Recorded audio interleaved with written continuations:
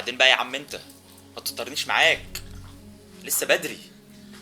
هو لو كان هيتصل كان زمانه اتصل. النهارده اصلا اخر يوم يا فنان، الناس ديت ليلها نهار ونهارها ليل. بص انا حاسس اصلا انها مسابقه حكوميه زي اي مسابقه. في الاخر بياخدوا قريب المنتج او اخو المخرج او اي حاجه، هم بس اللي يعملوا دعايه على قفانا. يا فنان ده هو مشهد يتيم، ولاد الفنانين دول بيجوا على البطوله على طول. وبعدين يعني احنا بعد الثوره واكيد مفيش وسايط والكلام ده. بصراحه حاسس انه متصل بيك انت كان اداك هايل. انا حاسس يعني ان انا كنت بغرق، انا ضيعت كتير قوي. هانت يا فنان، بكره تقعد وتكتب مذكراتك عن اللحظات ديت. بس المشكله ان احنا لما بنوصل بننسى، بس احنا على وعدنا اللي يوصل يشد التاني، ولا ايه؟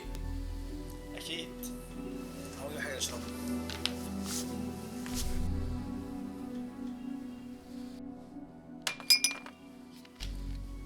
طب بقى هترنه امتى يعني؟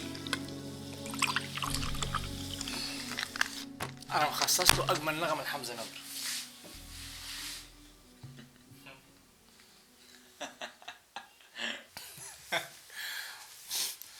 تعرف يا استاذ علي ان انا محتار اول يومين دولت. ليه يا استاذ خالد؟ لسه في برضه مشاكل بينك وبين احمد السقا ولا ايه؟ لا موضوع السقا ده انتهى من زمان. معروض عليا بس 4-5 سيناريوهات كده كلهم احلى من بعض، والمنتجين قاطريني. لا بلاش قاطريني دي. والمنتجين ورايا في كل حته، والفنانات يعني دي عايزاني معاها من هنا ودي عايزاني معاها من هنا. الواحد خلاص دماغه هتفرقع.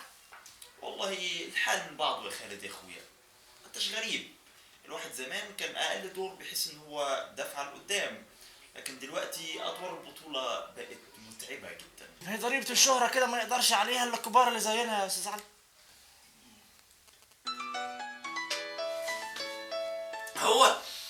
هو فنان. الو. ايوه يا استاذ. ايوه انا علي.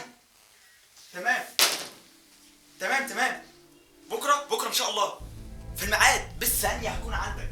تمام، مع السلامه يا استاذ. بارك لي يا خالد، بيني وبين الحلم مشهد. هروح له بكره هيختبرني انا واحد كمان، ولو عديت هتبقى لعبت معايا يا زميلي. مبروك.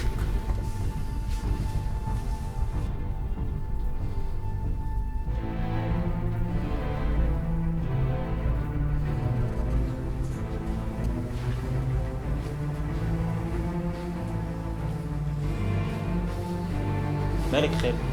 زبالة! كتب دي كلها زبالة مش عايزها. سمعت كل ده زبالة. أنا غلطان دخلت من الأول. أنا غبي. اهدى يا خالد. أنت عارف يعني هتضعف مني صح ولا لأ؟ بس هي ماشية كده معكوس. اهدى يا خالد، لسه بدري يا اخي. لسه بدري إيه يا جدع؟ بعد 5 سنين ضيعت نفسي. ضيعت حياتي 5 سنين عشان الفن وأم الفن والجنان، وفي الآخر ولا حاجة. بقيت خدت أبويا وأمي ومهزقت العيلة.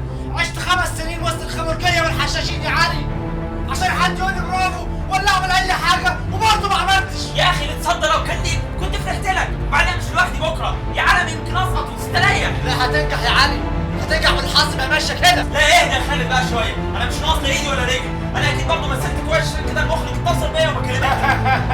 طبعا أكيد لفت نظره وعجبته وقصة شعرك ولا لا مياصة. احترم نفسك بقى يا اخي. صدقت نفسك ولا إيه؟ لا انت كنت قوي.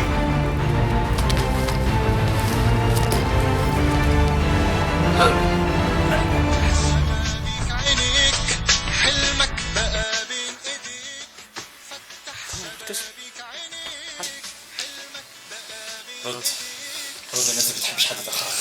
مع إني قايل لهم أنا عندي سيناريوهات تانية مش فاضي. ايه رأيك يا أجدع مخرج أنجبته السينما المصرية والعربية والأفريقية والشرق أوسطية؟ ايه الزفت والقطران ده؟ ياكل قرف.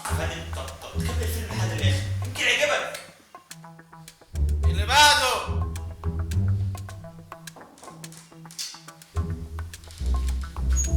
اه يا عمو. اهلا تمورة حبيب قلبي. بابي عامل ايه؟ بيسلم عليك جدا، بس هو قرا السيناريو ونفسه يزود لي شويه مشاهد في الفيلم. هزود لك 20 مشهد ولا يهمك. ولا ايه؟ عملنا ثوره. وبابي بعت معاك الفيلم ولا لا؟ اديته لعمه اللي بره. شغل الفيلم يا ابني واطفي النور. لا يا عم عشان بخاف من الضلمه تطفيش النور.